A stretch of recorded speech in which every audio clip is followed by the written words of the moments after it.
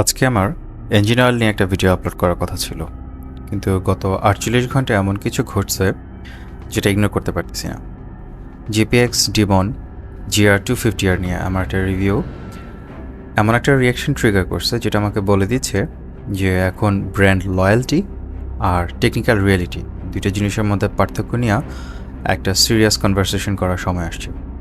আমি জানি একটা রেসপন্স ভিডিও বানানো একটা ডাবল এজড সোর্ড, কিন্তু যখন আমার ইন্টিগ্রিটি নিয়ে প্রশ্ন তোলা হয় কিংবা দালালি বায়াস রিভিউ এগুলো অভিযোগ আনা হয়, তখন সাইলেন্স কোনো অপশন না।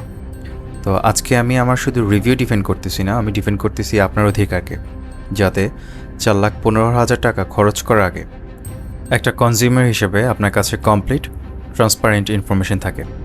So let's talk about what happened.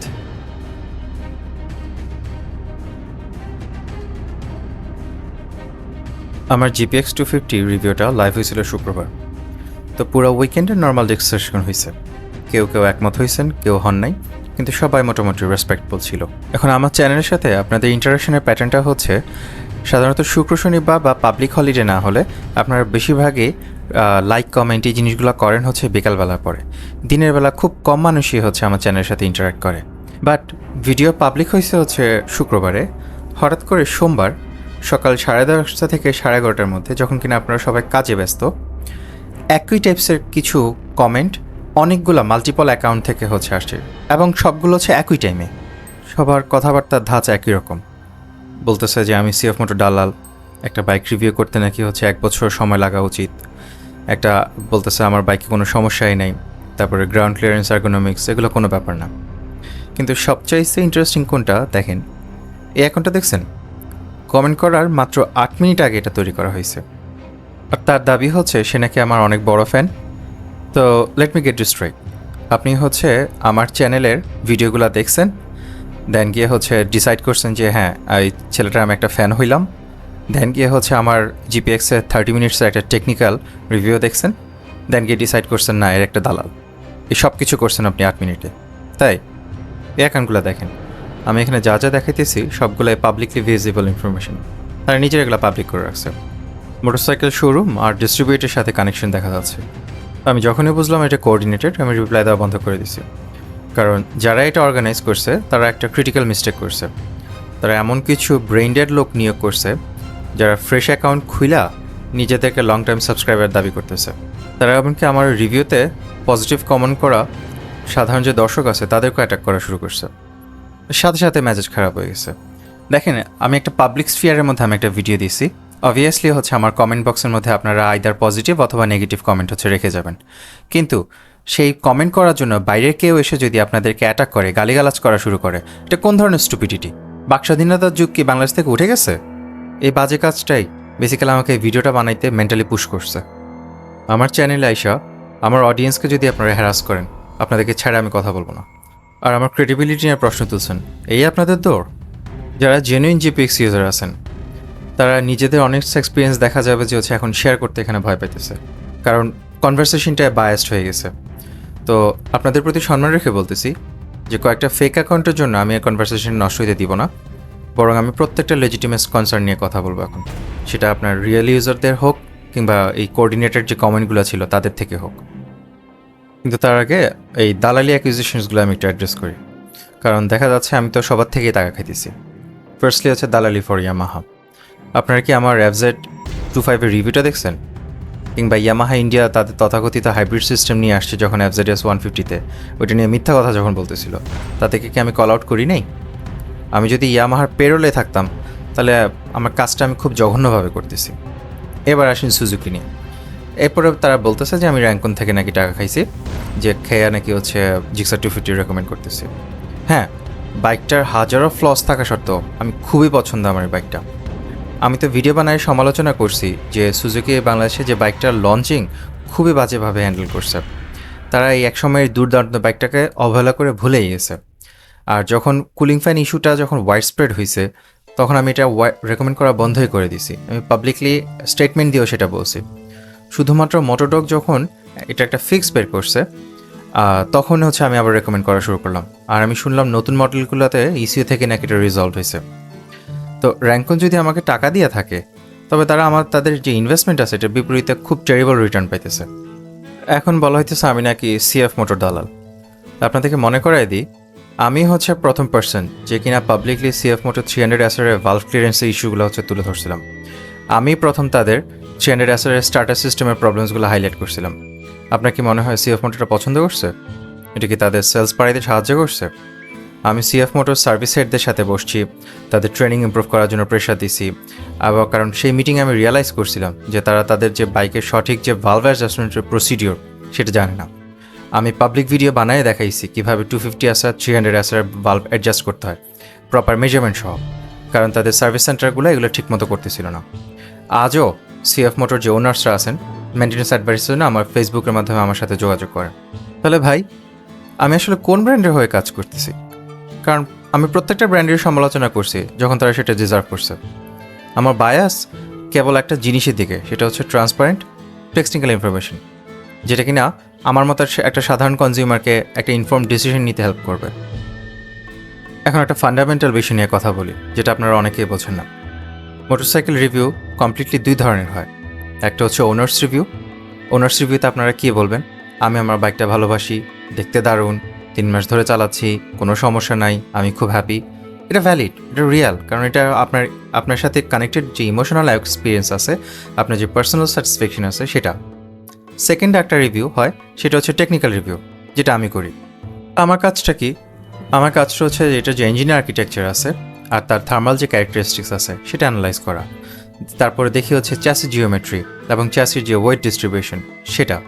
ওই চ্যাসির মধ্যে যে কম্পোনেন্টগুলো যাচ্ছে, তার যে ম্যাটেরিয়াল সিলেকশন যাচ্ছে সেগুলা, যে ইঞ্জিনটা আছে তার ম্যানুফ্যাকচারিং অরিজিন, প্লাস হচ্ছে তার পার্টসগুলো কি অ্যাভেলেবল কিনা, পার্টস অ্যাভেলেবিলিটি কীরকম সেটা, আর প্লাস ওভারঅল বাইকটার সেফটি যে সিস্টেমসগুলো আছে আর ওই সেফটি সিস্টেমসের যে সাপ্লায়ার্সগুলো আছে, এই টোটাল এই জিনিসটা হচ্ছে আমার কাজে অ্যানালাইজ করা। এই দুই ধরনের রিভিউ একজন ক্রেতা দুই ধরনের প্রশ্নের উত্তর দেয়। একটা ওনার্স রিভিউ বলে যে সে কি বাইকটা এনজয় করতেছে কিনা, তো তার মতো করে হচ্ছে আমি এনজয় করতে পারবো কিনা। আর একটা টেকনিক্যাল রিভিউ বলে যে বাইকটা প্রপারলি ইঞ্জিনিয়ার্ড কিনা। দুইটাই কিন্তু ভ্যালুয়েবল, কিন্তু দুইটার পারপাস কমপ্লিটলি আলাদা। যখন কেউ কমেন্ট করে যে আমার বাইকটা চালাইতেছি 3 মাস, সেটা কোনো সমস্যাই হয় না, হ্যাঁ এক্সিলেন্ট, আমি জেনুইনলি আপনার জন্য খুশি, কিন্তু সেটা আপনার পার্সোনাল কমফোর্টের বিষয়, তাই না? কিন্তু আপনার পার্সোনাল কমফোর্ট ওই বাইকটার যে হাই সেন্টার অফ গ্র্যাভিটি আছে সেটা ফিজিক্সকে বদলাই দিবে? আপনার স্যাটিসফ্যাকশনে ওই রিয়ালিটিকে চেঞ্জ করবে কিনা যে একটা 19 হর্স পাওয়ারের জন্য ডিজাইন করা চ্যাসির মধ্যে সে এখন 29 হর্স পাওয়ার ক্যারি করতেছে? একটা বাইকে ওয়েট ডিস্ট্রিবিউশন যে জঘন্য, সেটা বোঝার জন্য 3 মাস কেন, 3 ঘন্টা লাগার কথা না। একটা কোঅর্ডিনেটেড কমেন্টে বলা হয়েছে যে রিভিউ করার আগে মিনিমাম নাকি 1 বছর একটা বাইক ইউজ করা উচিত। তার মানে আপনি বলতে চাচ্ছেন সারা বিশ্বে যত মোটরসাইকেল জার্নালিস্ট আছে এরা ভুল করতেছে, তাই না? তারা বাইক টেস্ট করার জন্য কমপ্লিটলি ইনকম্পিটেন্ট। শুনেন, আমি বুঝাই বলতেছি, আপনি কোন টাইম ফ্রেমে কী ডিটারমাইন করতে পারবেন আর কোনটা পারবেন না। জাস্ট 30 মিনিট রাইড করে আপনি থ্রটল রেসপন্স, আর থ্রটল রেসপন্সের সাথে পাওয়ার ডেলিভারিটা, তার যে ব্রেক ফিল আছে, ব্রেক ফিলের ইনিশিয়াল বাইকটা কীরকম, আপনার আর্গোনমিক ফিট, আপনার যে রাইডার পজিশন আছে সেটা, আপনার ওয়েট ডিস্ট্রিবিউশন, আর এই ওয়েট ডিস্ট্রিবিউশনটা আপনার হ্যান্ডলিং ব্যালেন্সে কীভাবে অ্যাফেক্ট করতেছে, প্লাস হচ্ছে আপনার যে সাসপেনশন, এই সাসপেনশনগুলোর ড্যাম্পিং, আপনার বিল কোয়ালিটি, আপনার কম্পোনেন্টের ফিল হচ্ছে কেমন দিতেছে, এই সব কিছু হচ্ছে আপনি ডিটারমাইন করতে পারবেন। তাহলে কোন কোন বিষয়গুলোর জন্য লং টার্মের টেস্টিং দরকার পড়ে? সেটা হচ্ছে রিলায়েবিলিটি, আপনার ডিউরেবিলিটি, আপনার যে মেনটেনেন্স কস্ট আছে, প্লাস হচ্ছে পার্টস কি অ্যাভেলেবল কিনা, প্লাস হচ্ছে সময় যত যাইতেছে আপনার কোন কোন কম্পোনেন্টগুলো কী রেটে ক্ষয় হইতেছে, প্লাস হচ্ছে রিয়েল ওয়ার্ল্ডের ফিউল ইকোনমি, আপনি ডিফারেন্ট কন্ডিশনে কী ফিউল ইকোনমি সে দিতেছে। So different methodology, different purpose, weight distribution, centre of gravity, brake feel, chassis geometry, কম্পোনেন্টের কোয়ালিটি, এগুলো এমন কোনো রহস্য না যেটা কিনা হচ্ছে রিভিল করার জন্য আপনার মাসকে মাস সময় লেগে যাবে। আপনার যদি স্কিল থাকে আপনি ইঞ্জিনিয়ারিং প্রপার্টিসগুলো ইমিডিয়েটলি হচ্ছে অ্যাসেস করতে পারবেন। আর আমি বাংলাদেশে অ্যাভেলেবল প্রায় সব হায়ার ডিসপ্লেসমেন্ট বাইক চালাইছি। আমি জানি একটা এক্সেলেন্ট ইঞ্জিনিয়ারিংয়ের ফিল কেমন হয়, আমি জানি প্রপার কম্পোনেন্ট কোয়ালিটির ফিল কেমন হয়। আমি 30 মিনিটে বুঝে গেছি জিপিএক্স 250 বাইকটা ওয়েট ডিস্ট্রিবিউশন 250cc সেগমেন্টে আমার চালানো অন্যতম ওয়ার্স্ট।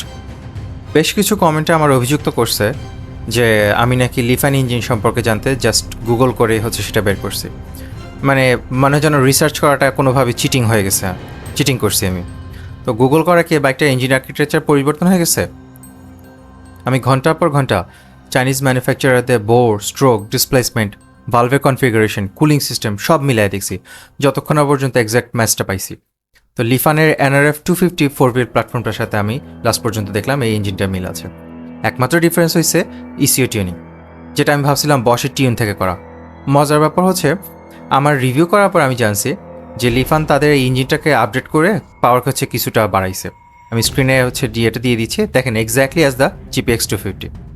তো এতে আমার রিভিউর কনক্লুশনে তো কোনো চেঞ্জ আসে না, তাই এটা আলাদা করে আমি ইনফো হিসেবে অ্যাড করিও নাই, যাতে একটা সিঙ্গুলার ইনফো আপনার কাছে থাকে। আর আমার যে কথাগুলো আমি বলতেছি, আমার যা রিসার্চ আপনাদেরকে দেখাইতেছি, সেগুলো আপনারা নিজেরা যাতে ক্রস চেক করে ভেরিফাই করতে পারেন। আমার প্রশ্ন হচ্ছে, why is this information hidden? যাদের কাছে GPX রিভিউ নেট পাঠাইছে তাদের কাছে গুগল নাই, আর কাউকে তো এই ইনফরমেশনটা ট্রান্সপারেন্টলি বলতে দেখলাম না। এখন হয় তাদের সে টেকনিক্যাল নলেজ নেই যে ইঞ্জিন আর্কিটেকচার আইডেন্টিফাই করবে তারা, অথবা ডেলিবারেটলি এটা মেনশন করা এড়াই গেছে। এখন ওয়াই দিস ম্যাটার্স? যখন আপনি 4,15,000 টাকা একটা মোটরসাইকেলের পিছনে খরচ করবেন, don't you have the right to know who manufacture the engine? দেখেন, এটা লিফানের খারাপ দেখে আমি বলতেছি না, লিসান কিন্তু খুবই ডিসেন্ট একটা ম্যানুফ্যাকচারার। এটা ট্রান্সপারেন্সির জন্য, কারণ আপনি যদি ইঞ্জিনের সোর্সটা না জানেন, আপনি ট্র্যাপ।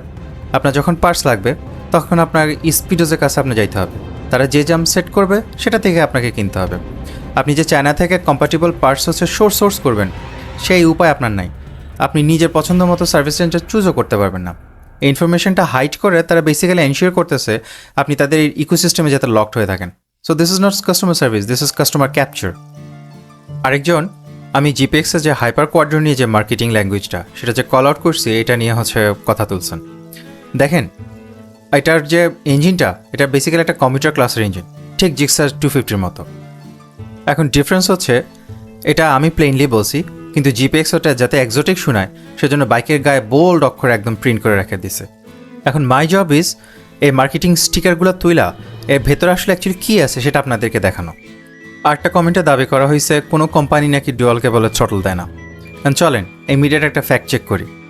GPX 250 অল্টারনেটিভ হিসেবে আমি কোন বাইকগুলো রেকমেন্ড করছি? জিক্সার 250, সেটা তো ডুয়াল কেবল থ্রটল আছে। CF মোটর 250 SR, সেটাতেও ডুয়াল কেবল থ্রটল আছে।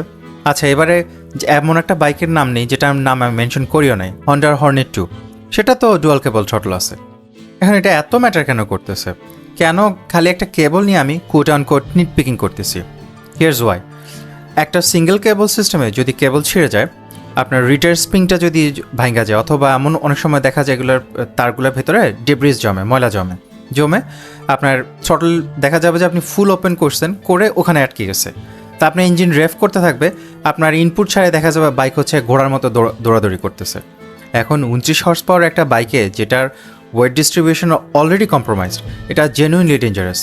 তা একটা ডুয়াল কেবল সিস্টেমে ডেডিকেটেড একটা রিটার্ন কেবল থাকে। আপনার পুল কেবলটা যদি ফেল করে, অ্যাটলিস্ট পুশ কেবলটা আছে যে কিনা থ্রটলটা ক্লোজ করে দিবে। তো রিডান্ডেন্ট একটা সেফটি সিস্টেম। 4,15,000 টাকা একটা স্পোর্টস বাইকে, যেটা কিনা হচ্ছে এত কিছু হাইপার কোয়াড্রো এত কিছু বলে হচ্ছে মার্কেট করা হইতেছে। আমি জিপিএক্সকে আমার কাছে আমার প্রশ্ন যে আপনারা একটা কেবল এলিমিনেট করে কত টাকা বাঁচাইছেন? 500 টাকা? আপনাদের টিমে কোন ইঞ্জিনিয়ার মনে করছে যেটা করার পিছনে হচ্ছে যৌক্তিকতা আছে? এখন স্ট্যাটিস্টিক্যালি ধরি যে জিপিএক্স 1,000টা বাইক সেল করবে, এর মধ্যে হয়তো একটা মাত্র বাইক দেখা যাবে এই কস্ট কাটিংয়ের জন্য অ্যাক্সিডেন্ট করে তার যে রাইডার ছিল সে হয়তো মারা গেছে। তো স্ট্যাটিস্টিক্যালি এখন হচ্ছে 1/1000, 0.1% ফেলিয়ার রেট, স্ট্যাটিস্টিক্যালি ইনসিগনিফিকেন্ট। এখন ওই মানুষটা তার কথা বলতে পারবে না, তাই না? সে তো চলেই গেছে। এখন আমরা কেউ বলবো কি, ছাপড়ি স্পিডিং করছে দেখে হচ্ছে অ্যাক্সিডেন্ট হয়েছে বলে সবাই মুভ অন করবে, অথচ এদিকে একটা পরিবার ধ্বংস হয়ে গেছে। অ্যাগেন আমি যে আমার কাছে জিপিএক্সের কাছে আমার আবারও প্রশ্ন, একটা কেবল এলিমিনেট করে আপনার কত টাকা বাঁচাইছেন? 500 টাকা? আপনাদের কোন ইঞ্জিনিয়ার মনে করছে যে এটার পিছনে করার যৌক্তিকতা আছে একটা স্পোর্টস বাইকের মধ্যে? অন এ সাইড নোট, আপনি সিঙ্গেল কেবলের থ্রটলটাতে এমন যদি কোনো ঘটনা ঘটে, ইমিডিয়েটলি ক্লাসটা পুল করবেন, অথবা ডিরেক্টলি হচ্ছে কিল সুইচটা দিয়ে দিন, ব্রেকের উপর ভরসা করেন না। আরেকটা কমেন্টে বলছে যে R15-এর যে গ্রাউন্ড ক্লিয়ারেন্স সেটা নাকি 170 মিলিমিটার, যেখানে জিপিএক্সের হচ্ছে 159। হ্যাঁ, R15-এ হাই হচ্ছে গ্রাউন্ড ক্লিয়ারেন্স আছে, কিন্তু সেটা তো কমপ্লিট পিকচার আপনাকে দিচ্ছে না, কমপ্লিট পিকচারটা হচ্ছে আপনার দেখতে হলে পুরো জিনিসটা দেখতে হবে। সেই বাইকটার ওজন কত? 141 কেজি। সেখানে জিপিএক্সের ওজন কত? 158 কেজি। 17 কেজির ডিফারেন্স। 17 কেজি বোঝেন? 17 কেজি ওজন কতটুকু? 17 কেজি আপনার সেন্টার অফ গ্র্যাভিটির মধ্যে যদি অ্যাফেক্ট করে সেটা কী অবস্থা করতে পারে সেটা কি আইডিয়া আছে? তো ইয়ামাহার ইঞ্জিনিয়াররা হ্যান্ডলিংয়ে কম্প্রোমাইজ না করে তারা হাই গ্রাউন্ড ক্লিয়ারেন্স হচ্ছে অ্যাচিভ করতেছে, কারণ বাইকটার প্রপার ওয়েট ডিস্ট্রিবিউশন তারা একদম স্ক্র্যাচ থেকে ডিজাইন করে করছে। এখন জিপিএক্সের যে হাই গ্রাউন্ড ক্লিয়ারেন্স আসছে এটা কেমনে আসছে? এটা ছোট একটা চ্যাসির মধ্যে বড় একটা ইঞ্জিন ফিট করে দিছে, যেটা কিনা পুরো ফ্রেমের মধ্যে আপনার যে ম্যাসটা আছে এটা অনেক উঁচুতে তুলে দিছে। So these are not equivalent situations. আর মাল্টিপল কমেন্টে বলা হয়েছে যে পিলিয়ন সিটটা নিয়ে যে আমি সমালোচনা করছি সেটা ভুল, কারণ স্পোর্টস বাইকে হচ্ছে প্যাসেঞ্জার নেওয়া হয় না। ভাই, আমাদের দেশে একটা বাইক দিয়ে আমরা সব পারপাস মিট করি। সব not everyone has the luxury of multiple bikes in their garage. আমি নিজেও স্পোর্টস বাইক ইউজ করতেছি। ওই বাইকটা আমার ডেলি কমিউটার, ওইটাই আমার উইকেন্ড ট্যুরার, আর সব কিছু কিন্তু পিলিয়ন সহ। তাই হ্যাঁ, পিলিয়ন সিট যখন এত আনকমফোর্টেবল হবে যে প্যাসেঞ্জার রাইডারের গায়ে গিয়ে ধূপ করে হচ্ছে উড়ে যায় বসতেছে, যেটা কারণে আপনি ইমার্জেন্সি ব্রেকিং হচ্ছে ডেঞ্জারাস হয়ে যাবে, সেই তথ্যটা কিন্তু ক্রেতা জানার দরকার আছে। সেটা আপনার জন্য রেলেভেন্ট না, দ্যাট ডাজন্ট ম্যাটার। আরেকজন এমন থাকতেই পারে যে কিনা চাইতেছে যে না, সে স্পোর্টস সেগমেন্টের মধ্যেই থাকতে চাচ্ছে, কিন্তু স্পোর্টস সেগমেন্টের মধ্যে সবচেয়ে ইউজেবল পিলিয়ন সিট আছে এমন বাইকটা সে নিতে চাইতেছে, সেই তথ্যটা জানার তার অধিকারটা আছে। আপনার যদি মনে হয় আমি আনরিজনেবল না, that's me being realistic about how motorcycles are actually used in Bangladesh. এখন এই জিপিএক্সের একই চ্যাসি ব্যবহার করা জিনিসটাকে ধরে আরেকজন হচ্ছে বলতেছিল যে জিক্সারের 250 আর 150 একই চ্যাসি ইউজ করে, তো সমস্যা কোথায়? আমি আপনাকে একটা কারেকশন করে দিতেছি। একই চ্যাসি ইউজ করে এটা যেসব লোক ছড়াইছে ওই কথাগুলা, তারা বেসিক্যালি সুজুকির সেলস নষ্ট করতে চাইছিল। এখন জিক্সার 250 আর জিক্সার 150 একই ফ্রেম ডিজাইন ইউজ করে, একই চ্যাসি ইউজ করে না। There is a big difference. Suzuki হচ্ছে স্পেসিফিক কিছু জিনিস রিএনফোর্সমেন্ট হচ্ছে এখানে অ্যাড করছে, যেমন তাদের যে সেন্ট্রাল টিউবের যে থিকনেসটা এটা 0.3 মিলিমিটার হচ্ছে তারা বাড়াইছে। তারা সামনে যে স্টিয়ারিং হেড আছে, আপনার সাসপেনশনের মাউন্ট যেগুলো আছে এগুলো রিএনফোর্স করছে। আর এটা ফর্ক স্প্রিং তো কমপ্লিটলি আলাদা। প্লাস হচ্ছে তারা ইভেন পিসের যে মনোশকটা আছে এই যে এডিশনাল ওয়েট হচ্ছে অ্যাড হয়েছে, প্লাস বাইকটার পাওয়ার হচ্ছে বেড়ে গেছে, কিন্তু জিওমেট্রিটা সেম রয়েছে। তো এই পুরো জিনিসটাকে যাতে হচ্ছে ব্যালেন্স করা যায় এই জন্য তারা মনোশকটার রিটিউন করছে। তো বেসিক্যালি সারাংশটা কী দাঁড়াইলো? আপনার পাওয়ারের জন্য জিওমেট্রিটা সেম বাইকটার, হ্যাঁ ঠিক আছে, কিন্তু স্ট্রাকচারালি মডিফাইড যাতে করে হায়ার আউটপুট সে দিতে পারে। So this is how you properly develop a platform.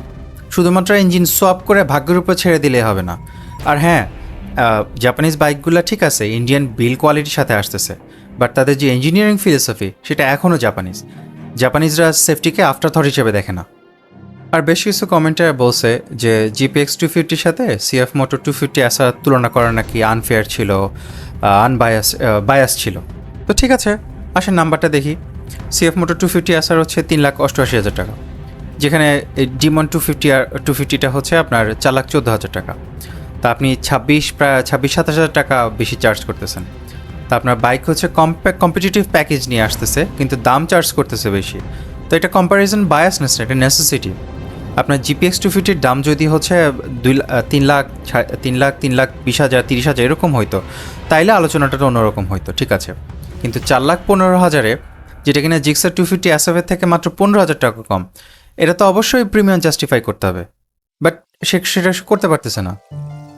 আচ্ছা, আসেন এবার জেনুইন ইউজারের ফিডব্যাকের দিকে। এখন আমি আপনাদেরকে এমন কিছু মানুষের কমেন্ট স্ক্রিনে দেখাচ্ছি যারা জেনুইনলি বাইকটা চালাইছে। এরা ফ্যান বয়ও না, ফেক অ্যাকাউন্টও না, রিয়েল রাইডার্স। আমার কমেন্ট বক্স স্টিল খোলা আছে, কমেন্টগুলোও আছে, লুকালুকির কিছু নেই। দরকার হলে আপনারা নিজেরাই হচ্ছে ক্রস চেক করে নেন। আর আরেকজন বলতেছে আমি নাকি জিপিএক্সের ব্র্যান্ড ইমেজ নষ্ট করতেছি, কাস্টমারদেরকে নাকি কনফিউজ করতেছি। জিপিএক্সের ব্র্যান্ড ইমেজ দিয়ে ভাই আমার কি আসে যায়? দে আর নট ডুইং চ্যারিটি। তারা তো বাইক মাগনা মানুষের দিচ্ছে না, তাই না? মানুষ তাদের কষ্টার্জিত 4,15,000 টাকা খরচ করতেছে। আমার কাজ হচ্ছে সাধারণ মানুষের পক্ষে কথা বলা, যে বাইকে কোনো গ্লোবাল প্রেজেন্স নাই, তার ইঞ্জিন নিয়ে কোনো ট্রান্সপারেন্সি নাই, সেখানে ক্রিটিক্যাল সেফটি কম্পোনেন্ট যেমন এই থ্রটল সিস্টেম, আপনার এবিএস, এগুলোর মধ্যে হচ্ছে এটা সাপ্লায়ার কে সেটা জানি না, কোন জায়গায় কস্ট কাটিং করছে সেটাও বুঝতেছি না। তো এগুলো ধরায় দেওয়া তো মানে ব্র্যান্ড ইমেজ নষ্ট করে না, এই ব্র্যান্ডটা নিজেই সেটা করতেছে। আর নিচের প্লেতে আপনি বলছেন যে 250 লঞ্চিং ভিডিও আমি দেখছি কিনা, না দেখলে সেটা যায় দেখে আসার জন্য। তার মানে আপনি বলতে চাচ্ছেন অরিজিন বোঝার জন্য আমাদেরকে একটা লঞ্চিং ইভেন্টে যাইতে হবে, অথবা ঘন্টার পর ঘন্টা ভিডিও দেখতে হবে, যখন কিনা সে একই কোম্পানি আমাদের মুখের উপর হাইপার কোয়াড্রো ছুঁড়ে মারতেছে। ভাই, logic has left the chat. আর by the way, launching event কিন্তু একটা কোম্পানির মার্কেটিংয়েরই পার্ট। জেনুইন ইনফো গ্যাদার করার জন্য সেটা কেন বেসিস হবে? একজন কমেন্টে মেনশন করছেন যে জিপিএক্স একটা বিশাল ফ্যান বেস আছে যেটা সম্পর্কে আমি আনঅ্যাওয়্যার। ভাই, আমি কমপ্লিটলি অ্যাওয়্যার। এটাই অন্যতম কারণ যে আমি বাইকটা কেন রিভিউ করতে চাইনি। আমাকে মাল্টিপল মানুষ রিকোয়েস্ট করছেন আপনারা যে ভাই একটু সিরিয়াসলি কনসিডার করেন, বাইকটা রিভিউ করেন। তো যে কারণে আমি পরে চিন্তা করলাম আচ্ছা তো করি। তো ফ্যানবেস কেন আছে আমি একটু আপনাদেরকে বোঝাই বলতেছি। This is what happens when the market has no competition. জিপিএক্সের যে কাস্টমার বেস, এটার বেশিরভাগই ইয়াং জেনারেশন, ছোটো ছোটো পোলাপান। তারা ইঞ্জিনিয়ারিং, সেফটি, কোয়ালিটি কম্পোনেন্টস এগুলো কিছুই বোঝে না, কিন্তু তারা লুকস ঠিকই পছন্দ করে। তা এখন 3 লাখ টাকায় 165 সিসির একটা স্পোর্টস সেগমেন্টের বাইক কিনতেছে, যেখানে অন্যান্য অপশনগুলো দেখা যায় 6 লাখ টাকা, 7 লাখ টাকা। তো তাদের মধ্যে কয়জন তাদের বাপ মারে কনভিন্স করাইতে পারবে যে আমার 6 লাখ টাকা, 7 লাখ টাকা খরচ করে একটা স্পোর্টস বাইক কিনে দাও? সো অবভিয়াসলি বাইকটার একটা বিগ ফ্যান বেস আছে। The fan base exist because of limited options, not because of exceptional engineering. এখন জিপিএক্স বাংলাদেশ বা স্পিডোজের প্রতি আমার চ্যালেঞ্জ, যদি আমার কোনো টেকনিক্যাল ক্লেমস ইনকারেক্ট হয়, আমি পাবলিকলি আপনাদেরকে ইনভাইট করতেছি, let's have a technical discussion. আমি আমার রিভিউ ভিডিওটা যে এনার্জি নিয়ে বানাইছি, সেই একই এনার্জি নিয়ে আমি আমার ভুলগুলো কারেক্ট করে দিব। আপনারা জাস্ট এই বিষয়গুলো ডকুমেন্টেশন আমাকে প্রোভাইড করেন, যে আপনাদের ইঞ্জিনের ম্যানুফ্যাকচারারকে আর মডেল কি, আপনার এবিএসের সাপ্লায়ারকে, 198 সিসির যে প্ল্যাটফর্ম থেকে আপনারা এই চ্যাসিটা ডিরাইভ করছেন, সেটার চ্যাসির মধ্যে কোনো মডিফিকেশন করছেন কিনা, আর প্লাস এটার কম্পোনেন্ট সোর্সিং আপনারা কোথেকে করতেছেন। আমার ইমেল অ্যাড্রেস ওপেন আছে, আপনাদের কাছে আমি 7 দিন সময় দিলাম রেসপন্স করার। যদি সেটা না করেন, তাহলে আমার এই রিভিউটা জিপিএক্স ডিমন GR250R এর একটা ডেফিনেটিভ টেকনিক্যাল অ্যানালিসিস হিসেবে দাঁড়ায় থাকবে। জিপিএক্সের ওনারদের উদ্দেশ্যে বলতেছি, আপনারা জেনুইনলি যদি আপনাদের বাইকটাকে ভালোবাসে থাকেন, আমি আপনাদের জন্য হ্যাপি। আপনি যদি আপনার রাইড এনজয় করেন, তবে সেটাই ম্যাটার করতেছে ট্রুলি। কিন্তু একটু বুঝেন যে আমার রিভিউগুলো আপনার জন্য না। আপনি আপনার পারচেস অলরেডি করে ফেলছেন। আমি এখানে আপনার পারচেস নিয়ে আপনাকে ভালো ফিল করাইতে এখানে আমার আসি নেই, সেটা আমার দায়িত্ব না। আমার রিভিউ ওই মানুষটার জন্য যে কিনা বাইকটা এখনও কিনে নেয়, যে মানুষটা 4,15,000 টাকা হাতে নিয়ে শোরুমের সামনে দাঁড়ায় আছে। তার এটা জানার অধিকার আছে যে বাইকটার ব্রেক ফিল মাসি, এর সেন্টার অফ গ্র্যাভিটি হাই, এর থ্রটল কেবল একটা সিঙ্গেল কেবল জাস্ট, এর এবিএসএস যে সাপ্লায়ার, এই সাপ্লায়ার সম্পর্কে কোনো তথ্য নাই। এটার যে ইঞ্জিনের অরিজিন সম্পর্কে অ্যাকচুয়াল ব্র্যান্ড থেকেও কোনো তথ্য নেই। সো ইয়েস ভাই, আমি একটা দালাল, কিন্তু আমি দালাল সাধারণ কনজিউমারদের। আমি ট্রান্সপারেন্ট ইনফরমেশনের দালাল। আমি বায়াসড কেবল একটা জিনিসের দিকে, সেটা 4 লাখ টাকা খরচ করার আগে আমি একটা কনজিউমারকে কমপ্লিট টেকনিক্যাল অনেস্ট ইনফরমেশন দিব। এখন আপনি যদি আমাকে টাকা পয়সা দিয়ে ফান্ড করতে চান, প্লিজ বি মাই গেস্ট, কিন্তু এটা জেনে রাখেন আমি তবুও আমার কাজটা একইভাবে করে যাব। আমি ইয়ামাহা, সুজুকি, সিএফ মোটো সবাই যখন সমালোচনা ডিজার্ভ করছে সেটা করছি। দু একটা ছোটো ছোটো ইনসিডেন্ট বাদে তাদের যে ফ্যান বেস আছে, তাদের যে ব্র্যান্ডগুলো আছে, তারা খুবই প্রফেশনালি জিনিসগুলো নিছে। এরকম ব্যাকল্যাশ আমি কারো কাছ থেকে কখনো পাইনি। যারা সোমবারে ওই অ্যাটাকটা অর্কেস্ট্রেট করছিলেন, নেক্সট টাইম অন্তত এমন লোক হায়ার করেন যারা আমার অডিয়েন্সের ইন্টেলেকচুয়াল লেভেলের সাথে ম্যাচ করতে পারে।